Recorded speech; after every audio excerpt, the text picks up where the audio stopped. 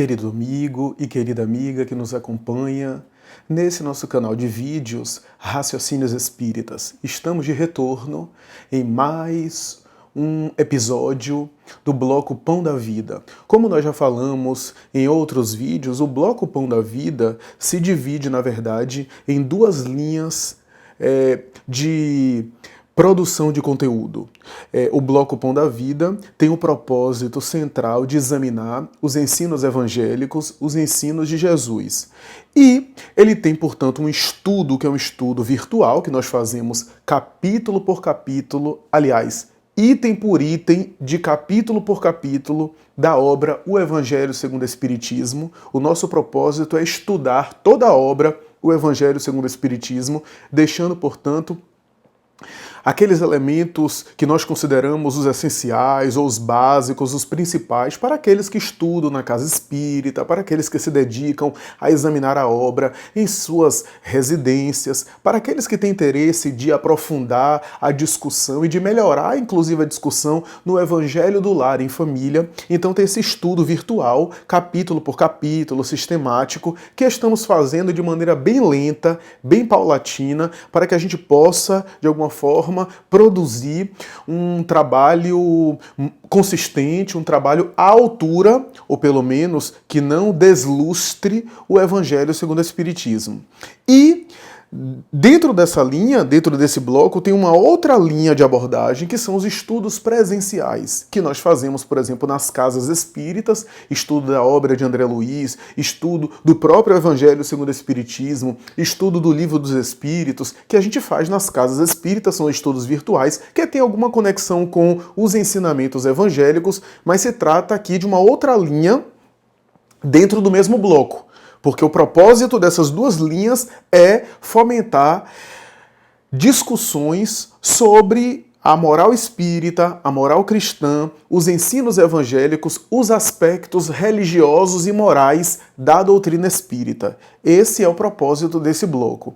E no estudo virtual, nós procuramos fazer uma abordagem mais minuciosa, mais cuidadosa do que os estudos presenciais, onde a gente lê uma passagem do Evangelho e procura discutir, procura fomentar ideias, procura elaborar alguma coisa. Às vezes pode nos passar alguma coisa despercebido.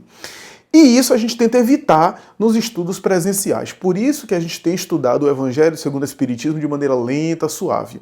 Estamos ainda no capítulo 1º do Evangelho segundo o Espiritismo e hoje iremos encerrá-lo, porque estamos no item último, que são Instruções dos Espíritos, chamada A Nova Era. É um tópico que Allan Kardec coloca, no qual ele inclui 3 comunicações mediúnicas. Uma de um espírito israelita, nós não sabemos de quem se trata, tem inclusive algumas suspeitas, mas nós não sabemos de quem se trata.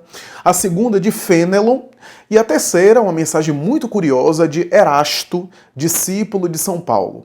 Iremos agora examinar essas 3 passagens, essas 3 abordagens, levantando aqueles itens, aqueles elementos que a gente considera primordiais, que a gente considera fulcrais, que a gente considera essenciais. Logo no início, a mensagem primeira de um espírito israelita fala do monoteísmo, aborda a questão do monoteísmo como uma grande conquista, o Deus único, e o momento em que a consciência humana começa a absorver e assimilar a conceituação monoteísta, estamos diante de um passo avançado, de um salto qualitativo e de uma alteração paradigmática no processo de desenvolvimento religioso e, por consequência, ético-moral da humanidade. Por que a gente diz por consequência? Não estamos querendo dizer que todo processo de desenvolvimento ético necessariamente tem raízes religiosas por detrás. Não é isso. Até porque esse é um tema muito difícil, muito complexo, e é da antropologia, da sociologia, principalmente da antropologia. Então, o Espírito começa a mensagem falando sobre o Deus único, o Deus de Israel, o Deus de Moisés, estabelecendo, portanto, o monoteísmo como sendo uma conquista extraordinária do processo da antropologia, da sociologia, né? O monoteísmo como sendo uma grande conquista do pensamento humano, né? Quando a criatura começa a conceituar o universo, o planeta de maneira específica, já que ele não concebia direito acertadamente o universo, ele começa a conceituar o universo, o cosmo, o planeta, como sendo oriundo de uma causa única. Essa ideia de que sai de uma formatação única surgia a partir do povo hebreu, né? A partir de Moisés, a partir de Abraão, antes de Moisés, né, a partir daquela cultura, né? É um processo extraordinário de conquista psíquica, o momento em que a criatura inaugura a era do monoteísmo, a concepção da divindade como sendo uma única. E o Deus único estabelecido por Moisés não é único no sentido de um numeral, mas é único no sentido de que reúne todas as qualidades, as potencialidades e as aspirações humanas. Então isso vale a pena mencionar. Um outro ponto importante é entender que, ainda que houvesse, a gente comentou isso em vídeo anterior, ainda que houvesse indivíduos isolados e criaturas específicas no Oriente ou no Ocidente que concebiam ou que tinham uma ideia monoteísta, a verdade é que, na prática, a cultura planetária era toda ela envolvida no caldo de mentalidade politeísta. A mudança paradigmática para o monoteísmo foi inaugurada no sentido coletivo pelo povo hebreu, pela cultura hebraica. E a cultura hebraica, portanto, tem esse papel importante. E quando o Espírito fala do Deus único, do monoteísmo, ele se refere também à missão do povo hebreu. E ele chama a atenção da missão do povo hebreu, porque o povo hebreu tinha uma missão dada por Deus, ele estabelece isso, o povo hebreu tem uma missão dada por Deus. O monoteísmo é uma delas, né, reservada ao povo hebreu, né, que inaugura e que mais tarde influenciaria todas as culturas terrenas. Todas as culturas terrestres seriam influenciadas mais tarde pelo paradigma monoteísta que saiu de Israel, da antiga Israel. Então a missão do povo hebreu tem essas características, né? E o Espírito chega a dizer: e as vicissitudes que esse povo passou destinavam-se a impressionar os olhos dos homens e a fazer cair o véu que lhes ocultava a divindade. O que é que ele quer dizer com isso? Ele quer dizer que o povo hebreu, que experimentou muitos sofrimentos, que padeceu o sofrimento, esse povo tão sofrido, que padeceu escravidão, que foi vítima de diáspora, de exílio, de trajetos para lá e para cá, de jornadas, né, de deslocamentos, de êxodos para lá e para cá. Tanto é que a palavra hebreu parece significar nômade, né? Tem uma alusão à palavra nômade, né? Que é esse peregrino do Oriente, do deserto, né? Esse povo tão castigado, tão sofrido. O Espírito está falando que havia um propósito divino preparando a mentalidade hebraica, a cultura hebraica, pelo sofrimento, para que os olhos dos homens pudessem ficar impressionados com a divindade e com as realidades espirituais, fazendo, portanto, cair o véu que lhes ocultava a divindade. Olha que coisa interessante. Primeiro, a expressão ocultava. Até aquele momento, a cultura geral envolvia as grandes verdades espirituais e os elementos religiosos em muita confusão, em um excessivo misticismo, né? Em um excessivo conjunto de crendices e às vezes uma coletânea de elementos difíceis e inacessíveis para a maioria das pessoas, né? Uma cultura bastante sofisticada, bastante rica. E aí vem o povo hebreu e enxuga, digamos assim, essas grandes verdades espirituais, enxuga esses elementos simbólicos, esse excesso de misticismo, essa riqueza e ao mesmo tempo essa confusão de ideias religiosas, espirituais com ideias humanas, enxuga numa linguagem mais clara, mais objetiva, mais acessível, mais estruturada, né, com códigos legais que ao mesmo tempo eram códigos religiosos, né, e sai um pouco da tradição do ocultismo, o egípcio, né, o Egito antigo, a Índia antiga, e vem essa ideia do ocultismo, do ocultar, especialmente ocultar para a população geral, né, para o povo em geral, né? E aí o Espírito diz fazer cair o véu que lhes ocultava a divindade. Ou seja, o povo hebreu compreendia melhor a divindade, tinha uma noção mais clara, mais simples, mais objetiva, mais transcendente da divindade, no mar daquela confusão de ideias politeístas, animistas, as chamadas crenças pagãs, né? Então eles compreendiam melhor. E essa afirmação do espírito israelita, né? Porque a primeira mensagem é uma mensagem chamada assinada por um espírito israelita. Essa primeira mensagem desse espírito israelita confirma um pouco a tese do espírito Emmanuel através de Chico Xavier, quando na obra Caminho da Luz, especialmente, fala da teoria do degredo, dos exilados de capela ou de outro planeta ou de outro sistema, esse exílio espiritual, que se corporificaram aqui, esse grupo de espíritos em 4 raças padrões, entre as quais o povo hebreu, aquele grupo de espíritos que se corporificou no grupo que ficou conhecido aqui no mundo como a cultura e a etnia judaica, né, os povos de idiomas semíticos, né, os povos hebreus, os judeus, esse grupo de espíritos, na colocação do espírito Emmanuel, era o grupo de espíritos que melhor compreendia a divindade, que tinha uma noção melhor da divindade, né, que tinha uma noção mais exata, mais clara, né? Tinha o maior patrimônio espiritual já conquistado, né? De compreensão religiosa. Né? E é interessante que Jesus escolhe esse povo para mergulhar e para passar a sua mensagem, né? Mergulhar na carne e passar a sua mensagem. E Emmanuel cita 2 motivos essenciais que fundamentam a escolha de Jesus. Um deles, a gente já comentou, era o povo mais preparado do ponto de vista da maturidade religiosa, da compreensão religiosa, da compreensão das grandes verdades eternas. Era um povo que guardava a tradição da profecia, dos profetas, da ideia de Deus. Então, era um povo mais bem preparado, né, que melhor podia compreender a mensagem do Cristo, a mensagem de Jesus mais tarde. E, ao mesmo tempo, diz Emmanuel, como era o povo mais que tinha um maior patrimônio cultural e espiritual, que melhor compreendia as coisas, era ao mesmo tempo o povo mais endividado. Era o grupo de espíritos mais endividado. Era o grupo de espíritos mais problemático. Por quê? Muito será cobrado daquele que muito foi dado. Muito se pedirá daquele que muito recebeu. Ou seja, como era o povo que tinha maior compreensão, tinha mais débitos. Porque os erros que eles cometeram por serem exilados tinham uma responsabilidade muito maior, um gravame muito maior. Aí Emmanuel vai dizer, Jesus escolheu porque eles tinham condição de compreender a mensagem dele e, ao mesmo tempo, em segundo lugar, porque os sãos não precisam de médico.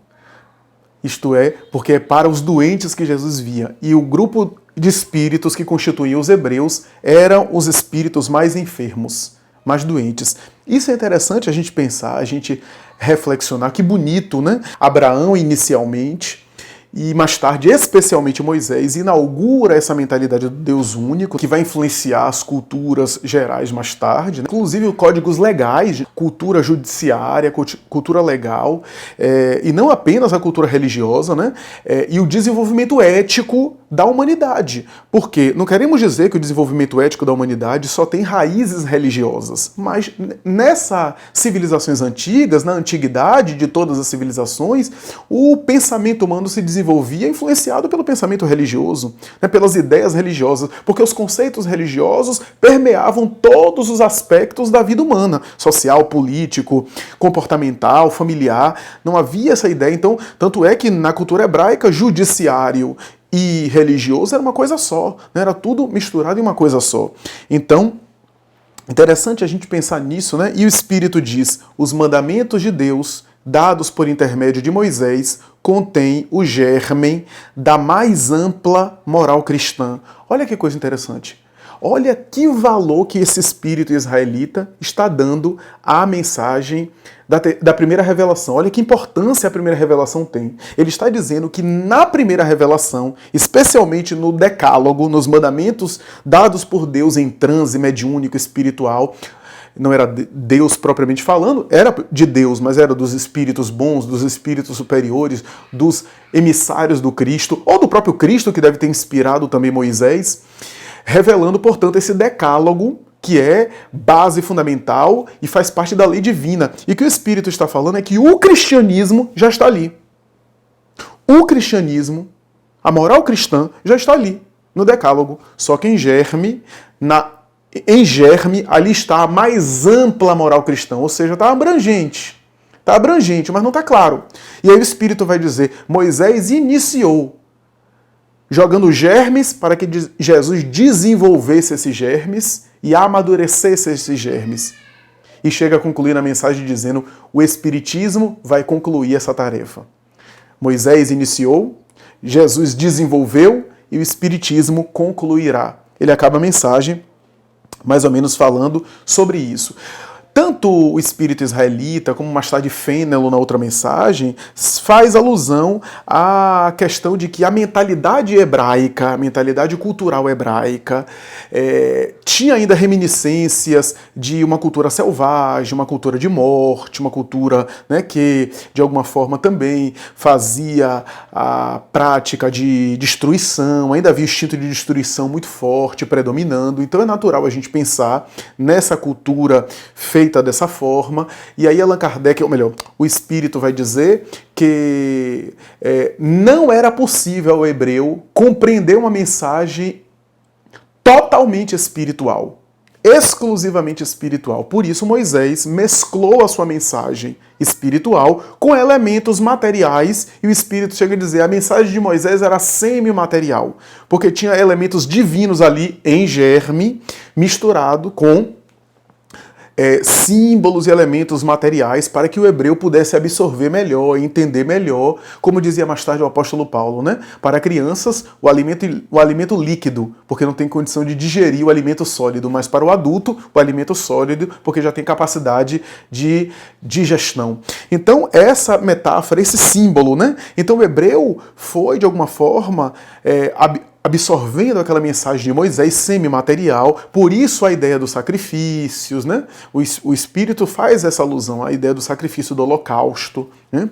A prática da morte dos animais, né? Que faz alusão à cultura do Antigo Testamento e até de Abraão, né? O filho de Abraão, Isaac, que é colocado para ser morto por ordem simbólica, né? Por ordem simbólica divina, e ele, no momento do holocausto, do sacrifício, Deus então impede, e ele coloca um cordeiro no lugar, e ele mata o cordeiro no lugar, e se alimenta do cordeiro. Então, ali a prática do sacrifício, né? Que é colocada, e mais tarde Jesus, né, vai fazer essa alusão, né, no desenvolvimento da lei mosaica. Vai dizer que o sacrifício é um ato litúrgico, ritual, para que a criatura pudesse se sentir aproximando-se da divindade, se vinculando a Deus, etc. Jesus mais tarde retoma esse tema, e o filho de Abraão, Isaac, que foi o filho não sacrificado, Jesus toma o lugar dele. E ele próprio vai ser o cordeiro que vai ser morto, né? O cordeiro que vai ser sacrificado. Que símbolo é esse? É como se Jesus estivesse inaugurando ali um novo holocausto, um novo sacrifício. Até aquele momento, o sacrifício de animais. Agora é necessário abolir o sacrifício de animais, e eu, Jesus, vou agora optar pelo meu próprio sacrifício. Em vez do sacrifício dos animais, agora o meu sangue, o meu sacrifício. O que é que ele queria dizer nesse símbolo extraordinário? Que o sacrifício não é mais material dos animais, mas o sacrifício da cruz, o sacrifício da sublimação, o sacrifício da ascensão, o sacrifício da transcendência. Mais tarde, Allan Kardec vai dizer que o sacrifício mais agradável a Deus é o sacrifício da transformação moral, o sacrifício das paixões, né? Sacrificar o ego, sacrificar o orgulho, o egoísmo, né? Esse é o sacrifício que mais nos aproxima a Deus. Mas, para o hebreu, naquela época, era impossível compreender tudo isso na época de Moisés. Mais tarde, Jesus vai transformar isso. Como? Através de um processo chocante, que era a sua própria morte, que era o seu próprio holocausto, para simbolizar aquele cordeiro morto, que agora não era mais o cordeiro, mas era a própria autoimolação. Como o hebreu estava acostumado com o sacrifício, aquele símbolo chocava ele e ao mesmo tempo fazia ele refletir para o verdadeiro sacrifício que Jesus propunha, para o verdadeiro sacrifício que Jesus estava ali a apresentar. Mas era necessário sacrifícios na época de Moisés, né? Jesus mais tarde é que vai desenvolver isso. E aí a mensagem de Jesus vai falar de quê? De amor, de caridade, de perdão, né? Que os hebreus até então não possuíam de maneira clara. Já estava o germe na lei. Mas da lei ali já havia germes para desenvolver o amor. Ou se quisermos, a lei de amor. Então é interessante isso, né? Daquela lei, Jesus já retira os grandes ensinamentos que ele ia passar e que na lei estava ali em semente. Mas a semente não é igual à árvore. A semente tem o seu valor, mas a árvore já é a semente desenvolvida, que dá frutos. Por isso que a mensagem de Jesus é a árvore, né? Então é interessante pensar nisso, e tanto Fênelon quanto o espírito israelita se refere à crise planetária. E aqui vale a pena a gente fazer um parêntese.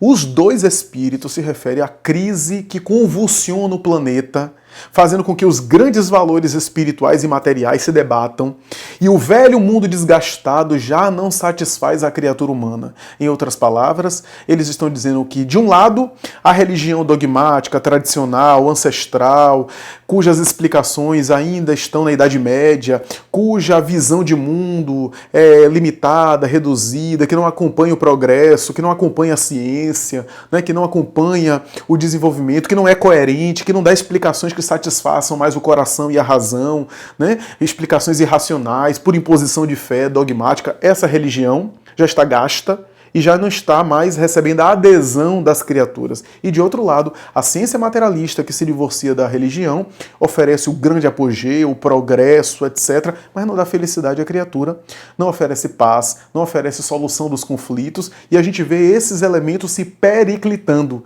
De um lado, a religião insatisfatória, do outro lado, o materialismo capitaneado pela ciência, que não soluciona todos os problemas e que também não proporciona à criatura aquilo que a criatura tanto busca. Então esses valores periclitam, os valores éticos, o desgaste. Veja que o Espírito está falando em pleno século XIX e parece que está falando agora. Parece que está falando da sociedade atual. Por que estamos falando isso? Porque a transição planetária que tão é decantada, que tão é ventilada, que tão é colocada hoje em dia, essa transição planetária já estava acontecendo na época de Kardec. Não está acontecendo só agora, não. A grande crise paradigmática que está tomando conta agora e que estamos vendo no seu apogeu, crise financeira, crise de valores, crise internacional, crise global que está se dando hoje, na verdade já havia começado na época de Kardec. Podemos até dizer que no período do advento do Espiritismo, nesse período, e já estávamos na transição. Já estávamos na crise. Por isso que o Espiritismo veio. O Espiritismo veio justamente nessa crise. Dos valores materiais, do materialismo que não proporcionava felicidade ao ser humano, né, que perturbava a criatura, e do espiritualismo tradicional, que não atendia também os anseios da criatura. Né? Essa sociedade sem norte, etc., veio o Espiritismo nessa época, né? No momento da transição planetária, no momento do início da crise. Né? Então é interessante a gente pensar nisso. E por fim, culmina o capítulo em uma mensagem muito curiosa de Erasto, discípulo de São Paulo, que ele fala de Santo Agostinho. Ele faz um comentário de Santo Agostinho, referindo-se a Santo Agostinho e comparando Santo Agostinho ao apóstolo Paulo, dizendo que Santo Agostinho também teve a sua conversão, a sua estrada de Damasco. Kardec tem uma nota de rodapé que ele explica isso, falando das teorias de Agostinho, que quando na Terra ele foi um grande homem, que foi um grande apóstolo, que teve uma vida devassa, uma vida materialista, e que mais tarde transformou-se. Quem quiser depois busque e pesquise sobre a vida de Agostinho, essa conversão dele, se tornou um grande cristão, mas ainda assim, enquanto cristão encarnado, ele estava dentro da Idade Média, né? Ele estava dentro daquele período, daquele contexto dele, século IV. Então ele via as coisas dentro daquela mentalidade. Aquela mentalidade com muitos preconceitos, uma mentalidade ainda que não tinha as luzes da ciência. Então alguns conceitos de Agostinho são da teologia da época. Ele foi um dos grandes pais da Igreja, um dos grandes teólogos e referências da Igreja Católica Romana, por exemplo, e da patrística em geral, né, do pensamento cristão em geral, medieval e ortodoxo. Então esse grande pilar, que é uma inteligência brilhante, quem lê Agostinho sabe do que eu estou falando, uma inteligência privilegiada, sofisticada, mas algumas opiniões dele, algumas coisas que ele emitiu, são conceitos que para a época pareciam satisfatórios, para a época revelavam ideias interessantes e engenhosas da espiritualidade, mas que não estão totalmente de acordo com a verdade, que não são compatíveis com as grandes verdades espirituais. E aí o Espírito diz, ao chegar no mundo espiritual, ele teve também o seu complemento, a sua atualização. E aí engrossou as fileiras do grupo espiritual que fazia parte da codificação e que trazia a doutrina espírita. O que é que a gente quer dizer com isso? O que é que tudo isso significa? e que o Espírito está aqui falando é que um dos grandes teólogos do pensamento cristão medieval e das teorias da igreja tradicional estava agora no mundo espiritual, produzindo e trabalhando em prol da implantação do Espiritismo na Terra. Da implantação do Espiritismo na Terra. Isso é muito interessante, né? A gente pensar nisso. A gente pensar que um ex-teólogo, um ex-padre, um ex-pastor, seja lá o que for, né? Que no mundo espiritual isso não tem muita importância, né? Ou seja, a religião, o segmento, mas que se ajuntam, se agrupam em prol de uma verdade maior. As verdades da vida, que não pertencem só ao Espiritismo, mas pertencem à vida. Só que o Espiritismo tem o mérito de explicar essas verdades e dar um sentido lógico, um sentido coerente, de explicar os mecanismos que às vezes outras doutrinas não explicam. A reencarnação, por exemplo, está presente em outras doutrinas, mas o mérito do Espiritismo é explicar o mecanismo da reencarnação. A comunicação com os mortos, as outras doutrinas têm, mas o mérito que o Espiritismo tem é explicar como é que acontece esse fenômeno, em que bases estão esses fenômenos, o que é que produz esses fenômenos, quais são os seus reflexos, os seus desdobramentos, entender o mecanismo do fenômeno. Então é o grande mérito do Espiritismo, porque o Espiritismo ele trabalha em cima de verdades que não são patrimônio original dele. O Espiritismo trabalha, estuda, pesquisa elementos que fazem parte do planeta, que são patrimônios da humanidade, que estão presentes em tradições ancestrais, mas que ele tem o grande mérito de explicar o mecanismo de uma maneira extraordinária, fundamental. E é curioso e ao mesmo tempo belo ver os espíritos chegando no mundo espiritual, acessando uma maior parte da verdade e colaborando com o progresso das ideias religiosas, no caso aqui, Agostinho, grande teólogo da tradição ortodoxa cristã, fazer parte agora da equipe espiritual de Allan Kardec para ajudá-lo nas mensagens mediúnicas e é um dos espíritos que mais aparece na obra da codificação, não é por acaso. É um dos grandes pilares da teologia, aparece na obra da codificação, dando mensagens sobre vários temas, especialmente os temas da teologia. Céu e inferno, purgatório, mundos, os planetas, porque ele, em alguma instância, em alguma medida, também tratou desses temas quando estava encarnado e se fez conhecido por isso.